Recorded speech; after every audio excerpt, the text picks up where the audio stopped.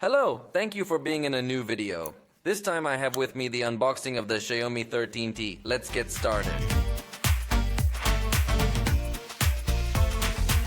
This device has just announced its official arrival in Mexico, although at the time of recording I do not know its price, but on screen it is appearing with its conversion to dollars. Just to give you an idea, but remember that the prices here are not the same as over there. Join me to know briefly what this device is going to offer us. So let's take it out of its box.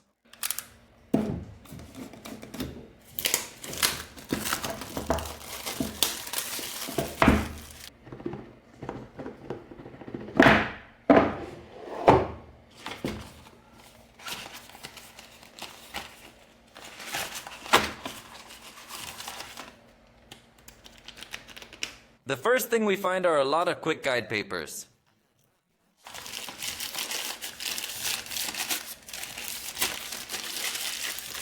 Then we find the case that is completely transparent and totally flexible with semi-rigid edges. A simple case, but it is appreciated that it comes included in the box and you do not have to buy it separately. And finally here we have the phone.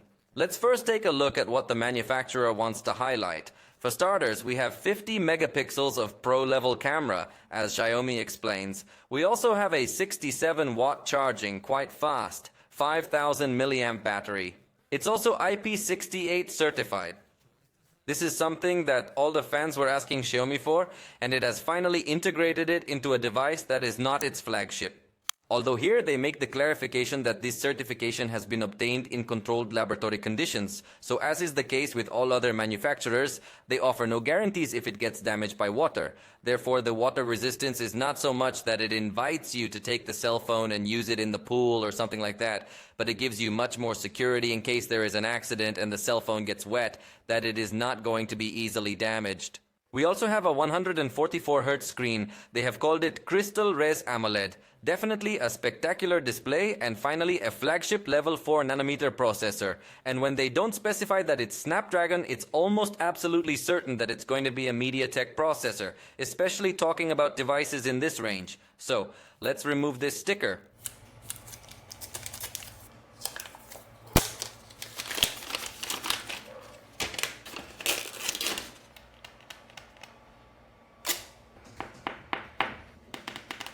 As you can see, it has a super reflective finish that is actually very similar to what we already saw on the last generation.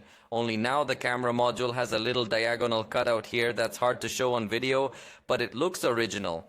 I'll tell you more about the features of this camera in a moment, but for now, let me turn it on while we see what else is included in the box.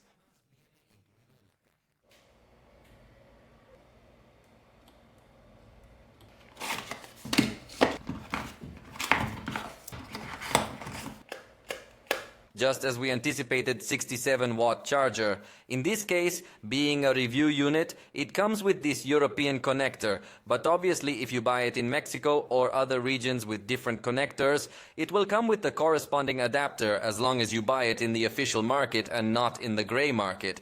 Well, a sufficiently powerful charger that is thankful that it does come included in the box, because there are other manufacturers that are no longer including the charger. It is also worth showing the cable that has a thick enough gauge to transmit all that power. It's from USB-A to USB-C, with this traditional orange color on these types of cables to make sure it's the right gauge. If you use thinner cables, it's not going to charge fast, so make sure you use your original accessories. That's pretty much all that comes in the box. Let me put it all away and get back to you.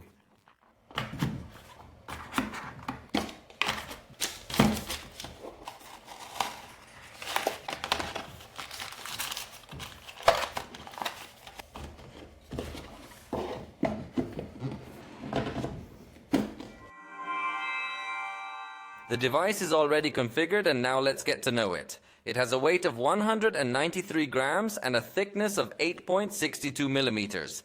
Its screen, as we had already anticipated, and as is usually very common in Xiaomi devices, is 6.67 inches. We are talking about an AMOLED panel of very, very high quality. It is going to offer us an update rate of 144 Hz that hopefully will not affect the battery because it could consume a lot, but we will see more details soon. By default, it can adapt between 30, 60, 90 or even 120 Hz. So we are not yet in front of an LTPO panel that allows us to go down to 1 Hz to consume very little power with static content. It comes protected with Gorilla Glass 5 and offers a brightness that peaks at 2600 nits when you're viewing HDR content. So it's definitely a spectacular display in that sense. The front camera is 20 megapixels with f2.2 aperture, and on the back we have 3 cameras that in fact will remind you of the photographic systems of the high-end devices of a few years ago.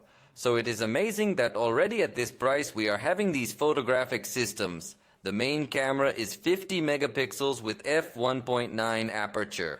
Then we have a 50 megapixel telephoto camera with 2x optical zoom equivalent to about 50 millimeters, and finally the 12 megapixel ultra wide angle camera with f aperture 2.2 equivalent to about 15 millimeters. So it's a good photographic system without a doubt. And as always, let's go to the first impressions of these cameras. The preview of the selfies still doesn't look very optimized, but if you notice after taking the picture, it already balances better the area that was totally burned out. So yes, it will give us good quality selfies. The main 50 megapixel camera does take advantage of all the information from this sensor. Look at the level of detail that we can see from these small stones. It really is very good in that regard. I've already brightened up the screen to make this much more noticeable. Very good in this aspect. Here I took some pictures to test the zoom. In this case we are already using the optical zoom camera, and you can really appreciate a very good level of detail. The maximum you can get is 20x, and it gives me a good result. Although honestly, knowing that the telephoto camera has 50 megapixels, I would expect even more detail, but the truth is that if you get some very detailed photos, the zoom, I think it will easily be one of its strongest points. And as I always tell you, if instead of zooming in you want to zoom out, here we have the ultra-wide camera, which is going to be the simpler of the two. It doesn't have such a high resolution sensor, but its performance outdoors I think is going to be very positive. This generation has changed the camera interface. Now it shows some settings when we slide from the top to the bottom, and also notice that the zoom ring now also shows us how many millimeters this distance equals. So at 2x we have 50 millimeters, here ultra wide 15 millimeters, and main 24 millimeters. And then it's giving us some presets 5, 10 and 20x, where the zoom is supposed to be optimized as well. So we have a good camera interface that we will be testing in more detail in the review.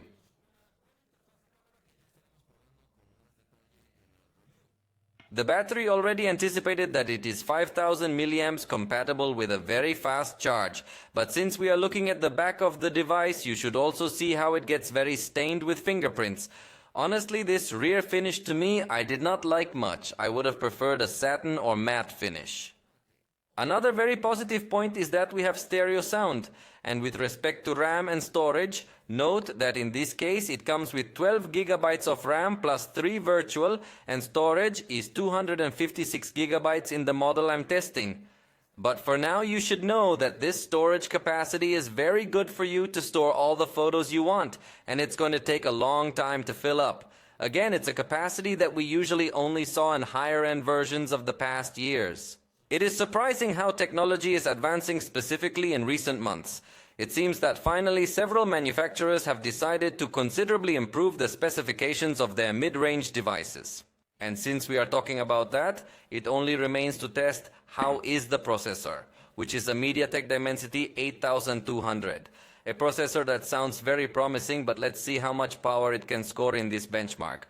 Although remember that it will only be a reference number, and the real performance we will see in the full review when we test opening applications, scroll, video editing, and see how it does in games as well.